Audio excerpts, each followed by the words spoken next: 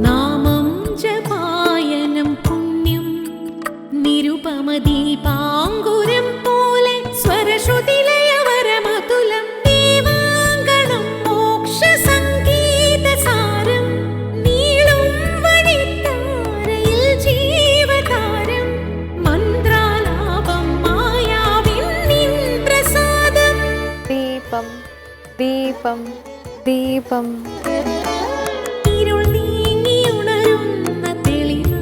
ഏവർക്കും സന്ധ്യാദീപത്തിലേക്ക് സ്വാഗതം. ദാനം എങ്ങനെയാണ് മഹത്തരമായ കർമ്മമാകുന്നത്? മറ്റൊരുവന്റെ ഇല്ലായ്മകൾ നമുക്ക് തന്നെ ഇല്ലായ്മയാണ് എന്ന ചിന്ത നാം അറിയാതെ നമ്മിൽ കടന്നുകൂടുന്നു. അങ്ങനെ നമ്മെ മൂടിയിരിക്കുന്ന മായയുടെ അനേകം മൂടുപടങ്ങളിലൊന്ന് നാം ഉപേക്ഷിക്കുന്നു. ധനം വാരിക്കോരി കൊടുക്കുന്നതിനേക്കാൾ ആഹാരം, വസ്ത്രം എന്നിങ്ങനെയുള്ള അത്യാവശ്യ ഘടകങ്ങൾ ദാനം ചെയ്യുന്നതാണ് ഏറെ ഉത്തമം. സകല ജാതിമത വിശ്വാസികളിലും സകല ജീവജാലങ്ങളിലും തിളങ്ങുന്നത് ഈശ്വരൻ എന്ന മഹാശക്തിയാണ്. അങ്ങനെയാണെങ്കിൽ ഏത് പ്രാർത്ഥനയും എത്തിച്ചേരുന്നത് ആ ലക്ഷ്യത്തിൽ തന്നെ. പ്രാർത്ഥനാവാക്യങ്ങൾ നല്ലതാകണമെന്ന് മാത്രം. ഇനി ഇന്നത്തെ ദീപാരാധന കാഴ്ചയ്ക്കായി ക്ഷേത്രാങ്കണത്തിലേക്ക് പോകാം.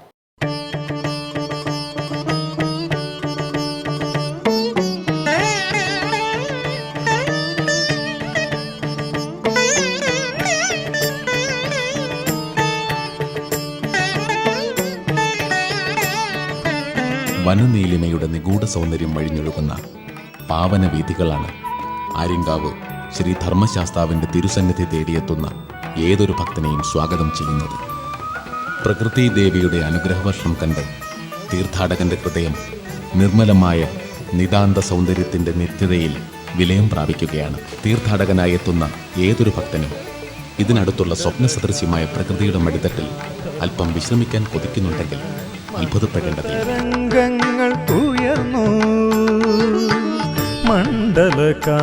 സൗരാഷ്ട്രയിൽ നിന്നും തമിഴ്നാട്ടിൽ കുടിയേറിപ്പാർത്ത ബ്രാഹ്മണർ തിരുവിതാംകൂർ രാജാവിന് പട്ടുവസ്ത്രങ്ങൾ വിൽക്കാൻ കൊണ്ടുവന്നിരുന്നതും ഈ വഴിയായിരുന്നു.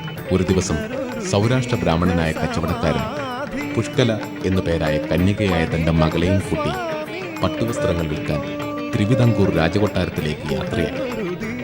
യാത്രാമധ്യേ ആര്യങ്കാവ് ശ്രീ ധർമ്മശാസ്താ സന്നിധിയിൽ അവർ രാത്രി കഴിച്ചുകൂട്ടി. പിറ്റേന്ന് രാവിലെ തന്റെ മകളെ ക്ഷേത്രത്തിലെ പൂജാരിയെ സംരക്ഷിക്കുവാൻ ഏൽപ്പിച്ച് കച്ചവടക്കാരൻ തിരുവിതാംകൂർ രാജധാനിയിലേക്ക് യാത്രയായി. യാത്രയിൽ മാമ്പഴത്തറ എന്ന സ്ഥലത്ത് വെച്ച് മതമിളകിയ ഒരു കൊമ്പനാന കച്ചവടക്കാരനെതിരെ ആക്രമിക്കാനെത്തി.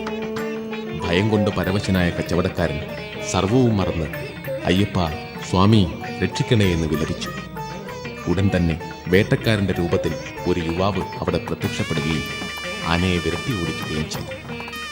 തന്റെ ജീവൻ രക്ഷിക്കാനെത്തിയ യുവാവിൽ താല്പര്യം തോന്നിയ കച്ചവടക്കാരൻ കൈവശമുള്ള ഭാണ്ഡത്തിൽ നിന്നും ഏറ്റവും വിലപിടിപ്പുള്ള ഒരു നീലപ്പട്ട് അദ്ദേഹത്തിന് സമ്മാനിച്ചു. പട്ടു വാങ്ങി കഴുത്തിലണിഞ്ഞ് എങ്ങനെ ഇരിക്കുന്നു എന്ന് യുവാവ് ചോദിച്ചപ്പോൾ മണവാളനെ പോലെ ഇരിക്കുന്നു എന്ന് കച്ചവടക്കാരന് മറുപടി നൽകി. ഇത് കേട്ട് യുവാവ് ചോദിച്ചു, എങ്കിൽ അങ്ങയുടെ മകളെ എനിക്ക് വിവാഹം കഴിച്ചു തരാമോ? കച്ചവടക്കാരൻ മറുപടിയായി, നീ എൻ്റെ ജീവൻ രക്ഷിച്ചു, തീർച്ചയായും നിനക്ക് ഞാൻ എൻ്റെ മകളെ വിവാഹം ചെയ്തു തരാം. എങ്കിൽ ആര്യങ്കാവ് ക്ഷേത്രസന്നിധിയിൽ കാണാം എന്ന് പറഞ്ഞു യുവാവ് അപ്രത്യക്ഷനായി. ഈ സമയം ആര്യങ്കാവിലെ പൂജാരിക്ക് സ്വപ്നത്തിൽ അയ്യപ്പ ദർശനമുണ്ടായി. ദേവൻ ഇങ്ങനെ അരുളി ചെയ്തു. ഏതാനും സമയത്തിനു ശേഷം സൗരാഷ്ട്ര കച്ചവടക്കാരൻ ഇവിടെ എത്തിച്ചേരും. അദ്ദേഹത്തിന്റെ ആഗ്രഹപ്രകാരം അങ്ങയുടെ കയ്യിലേൽപ്പിച്ച പുഷ്കലാദേവിയെ ഞാൻ വിവാഹം ചെയ്തിരിക്കുന്നു. അവളിപ്പോൾ എൻ്റെ ഭാര്യയാണ്. എല്ലാ വർഷവും ഇതേ ദിവസം സൗരാഷ്ട്ര കച്ചവടക്കാരെയും കുടുംബങ്ങളെയും ക്ഷണിച്ചു വരുത്തി വിവാഹ ആഘോഷങ്ങൾ നടത്തണമെന്നും പറഞ്ഞു. അന്നു മുതൽ ആര്യങ്കാവ് ശാസ്താവ് പുഷ്കല സമേതനായി അറിയപ്പെട്ടു.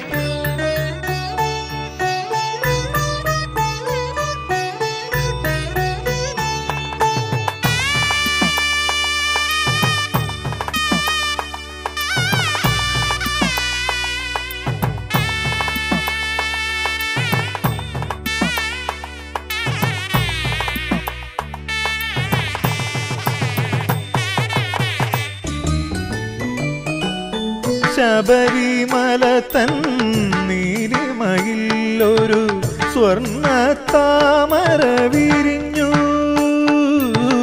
ശബരിമല തൻ നീലിമയിലൊരു സ്വർണ്ണ താമര വിരിഞ്ഞു ചരണാർത്ഥികളെ കുളിർച്ചാർത്തിയിടും നറുനൈഗന്ധം വഴിഞ്ഞു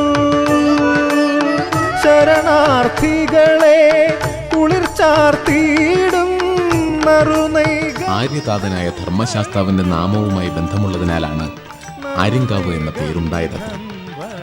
കിഴക്കു ദർശനമായാണ് ശാസ്താവ് ഇവിടെ കുടികൊള്ളുന്നത്. ആര്യങ്കാവ് ക്ഷേത്രത്തിന് കിഴക്ക് കുറ്റാലം ശിവക്ഷേത്രം സ്ഥിതി ചെയ്യുന്നു.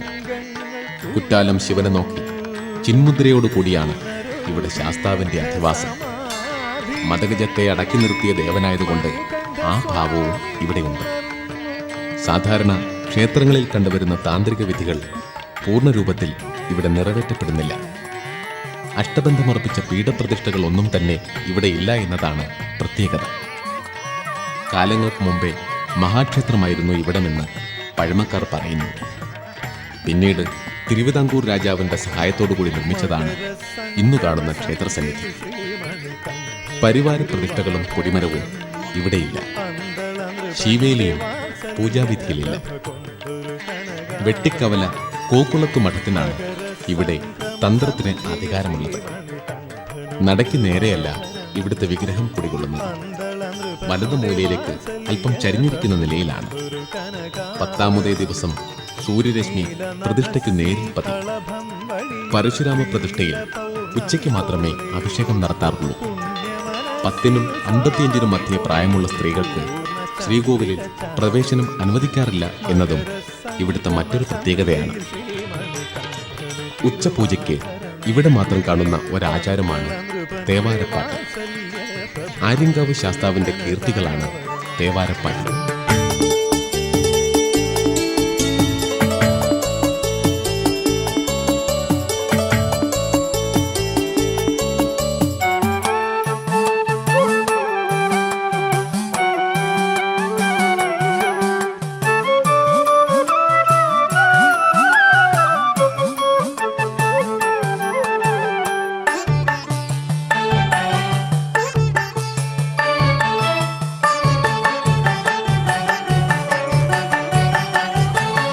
ഒന്നതു കണ്ടു തൊഴാൻ നക്ഷത്ര കണ്ണു തുറന്നു ഗഗനം. ശാസ്താവിന്റെ വിവാഹാഘോഷ ചടങ്ങുകളാണ് തൃക്കല്യാണ മഹോത്സവത്തിൽ നടക്കുന്നത്.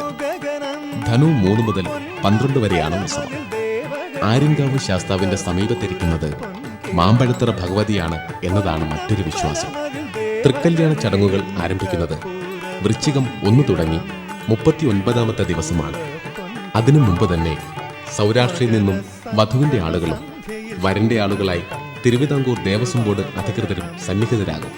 തികച്ചും ഒരു കല്യാണത്തിന് വേണ്ടതായ ചടങ്ങുകളൊക്കെ ഇവിടെ നടത്തും എന്നതാണ് ഏറ്റവും വലിയ പ്രത്യേകത. വൃശ്ചികം തുടങ്ങി 39-ാമത്തെ ദിവസം മാമ്പഴത്തറയിൽ നിന്നും പെണ്ണിനെ സ്വീകരിച്ചു കൊണ്ടുവരുന്നു. ആര്യങ്കാവ് ദേവസ്ഥാനം സൗരാഷ്ട്ര മഹാജന സംഘം എന്ന സംഘടനയിൽപ്പെട്ടവരാണ് വധുവിന്റെ വീട്ടുകാരായി ഇവിടെ എത്തിച്ചേരുന്നത്. വധുവിനെ സ്വീകരിച്ചു കൊണ്ടുവന്നതിന് ശേഷം മണ്ഡപത്തിൽ വെച്ച് പാണ്ഡ്യൻ മുടിപ്പ് എന്ന ചടങ്ങ് നടക്കും. ദേവന്റെയും ദേവിയുടെയും വിവാഹ നിശ്ചയമാണ് പാണ്ഡ്യൻ മുടിപ്പ്. വിവാഹ നിശ്ചയത്തിൽ വരന്റെ വീട്ടുകാർ വധുവിന് പണം നൽകുന്ന ചടങ്ങാണ് ഇത്. തിരിച്ച് വധുവിന്റെ വീട്ടുകാർ വരനും പണം നൽകും. വളരെ ആഘോഷപൂർവമാണ് ഈ ചടങ്ങ് നടത്തുന്നത്. ഈ ചടങ്ങുകൾക്ക് ശേഷം കല്യാണപ്പെണ്ണ് കതിർമണ്ഡപത്തിലെത്തും. കല്യാണം നടക്കാൻ ഏതാനും നിമിഷം ബാക്കി നിൽക്കെ പെൺകുട്ടി ഋതുമതിയാവുകയും വിവാഹം മുടങ്ങുകയും ചെയ്യും. പെൺകുട്ടി ഋതുമതിയായതിന്റെ തെളിവായി പൂജാരി ചുവന്ന പട്ടെടുത്ത് വിവാഹത്തിൽ സന്നിഹിതരായവരെ കാണിക്കുകയും ചെയ്യുന്നു. അടുത്ത വർഷം വീണ്ടും ഇതേ സമയം വിവാഹം നടത്താം എന്ന വ്യവസ്ഥയിൽ വധൂവരന്മാരുടെ വീട്ടുകാർ പിരിയുകയായി. ഓരോ വർഷവും ഈ ചടങ്ങ് ആവർത്തിച്ചുകൊണ്ടേയിരിക്കും. തൃക്കല്യാണ ദിവസം ഇവിടെ നിന്നും പ്രസാദമായി മഞ്ഞൾ ചരടുമാല അഥവാ മംഗല്യമാല ലഭിക്കും. ഇത് ധരിച്ചു കഴിഞ്ഞാൽ യുവതികളുടെ വിവാഹം പെട്ടെന്ന് നടക്കും എന്നാണ് ഐതിഹ്യം. ശ്രീല പൗർണമി പോലെ പുണ്യമനസ്സിൽ സ്വാമി പൊഴിയും പൂർണ്ണ ചന്ദ്രിക ചാവേ മകരസംക്രമ സന്ധ്യയിൽ ശ്രീമണികണ്ഠനു. ആര്യങ്കാവിൽ ഉത്സവമായ തൃക്കല്യാണ ചടങ്ങുകളിൽ 8 ദിവസം ദേവൻ ഓരോ വാഹനങ്ങളിലായി ക്ഷേത്രത്തിനെ വലം വയ്ക്കും.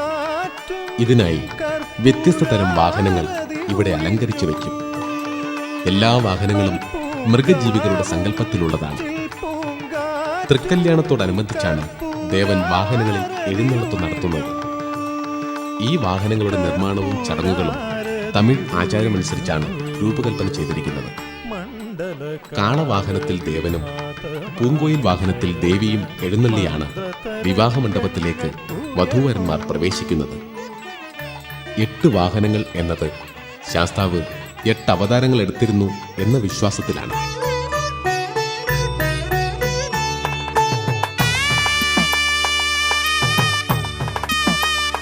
ക്ഷേത്രത്തിന്റെ പടികളിറങ്ങി ചെല്ലുമ്പോൾ ഉപദേവന്മാരായി നാഗപ്രതിഷ്ഠയും തൊട്ടടുത്ത് കറുപ്പസ്വാമിയും കറുപ്പായിയമ്മയും ദർശനം നൽകുന്നു.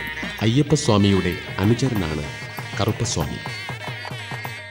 ഗോപുരം കടന്ന് മുന്നോട്ട് നടക്കുമ്പോൾ തൃക്കല്യാണ മണ്ഡപത്തിന് സമീപത്തായി വനദേവതകളെ പ്രതിഷ്ഠിച്ചിരിക്കുന്നു.